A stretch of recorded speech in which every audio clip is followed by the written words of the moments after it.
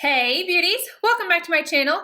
Today I'm going to be doing a review on a brand new foundation from YSL. This is their All Hours Stick Foundation. If you're familiar with my channel, I love the All Hours fluid, so when I saw this was coming out, I knew that I absolutely had to grab it and try it out. This is not a first impressions. I have been testing this out. I'm going to be inserting clips of a 10-hour wear test so you guys can see how it looked at that 10-hour mark.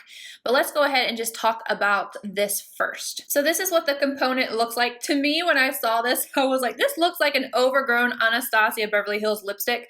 Like, this is the lipstick. This is the foundation. That's the first thing that came to mind. But anywho, this is $48 and you're getting 9 grams of product. The color that I am in is B40. I just went with what my shade is in this. I have 4 of these. That's how much I love this foundation, as I have 4 different colors. My summer shade, which is what I am right now, is B40. So I went ahead and grabbed that same shade in the stick. Now, as far as the claims go, it's medium to full coverage, long wearing, cream to powder formula, natural matte finish, feels weightless on the skin, controls shine all day, and you can use it as a concealer and spot treat.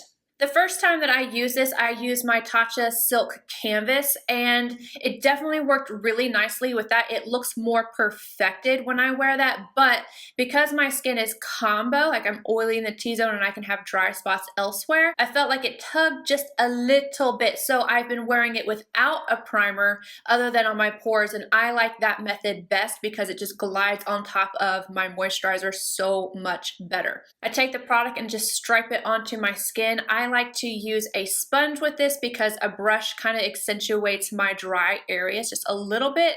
So the sponge definitely just melts it into the skin. I have no issues blending this out. It doesn't catch in my pores, doesn't catch on any dryness.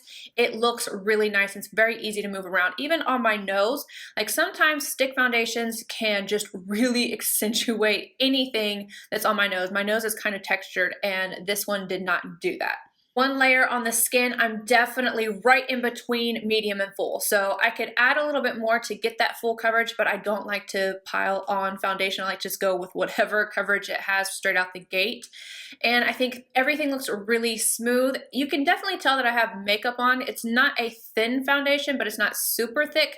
I think it would be if you put more than one layer on though. I think this looks really nice on my skin. When I have it on with no powder, it's definitely that natural matte finish. I completely agree with that claim. It does feel weightless on my skin. It doesn't feel heavy or cakey at all. When I put a powder on top of this, it goes straight up matte. So I wouldn't suggest this one to anybody who is dry all over. The fluid version is definitely a little bit more forgiving than what the stick is, but I'm sure if you prepped your skin, it would work out, but I just wouldn't suggest this to anybody who is dry all over.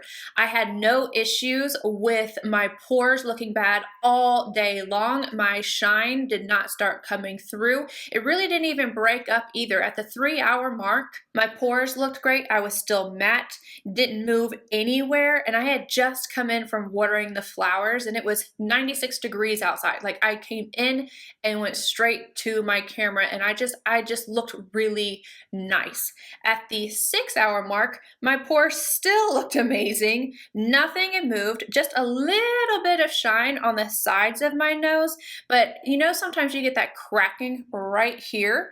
It never cracked, so I was really impressed with that. And even my smile lines looked great at 6 hours. Now for the 10-hour mark, I had a little bit more shine, some nose fold wear, but just really minimal.